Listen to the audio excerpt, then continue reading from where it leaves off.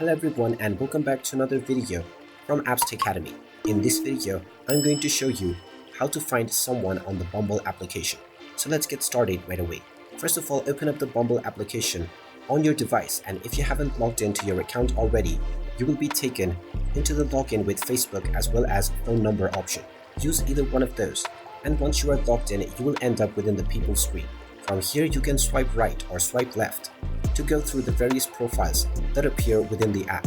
Now, if you are searching for someone specifically, then the best option for you to do this is to use the filter option to narrow down the search results.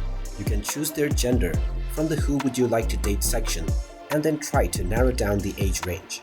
Once you choose a very narrow age range and turn off the 2 years on either side option, this will give you a better chance of locating the person that you are actually trying to find. You can also turn on verified profiles only option and then select the languages that they know. Within the advanced filters option, you can enter the various details that you know about this person in order to narrow down the search furthermore. Then tap on the apply button, and now you can simply swipe left or right through the various profiles that appear until this individual that you are looking for will appear within the people section.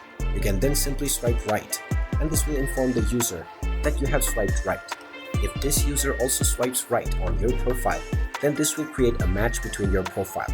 Once this happens, you will be able to start a chat with this person from the chat section. And there you have it. That is how you can narrow down your search and try to find someone on Bumble. If you find this video helpful, make sure you hit that like button and subscribe to our channel if you haven't done so already. Also ring that notification bell to never miss another update from us. Thank you for watching, and I will see you again in the next video.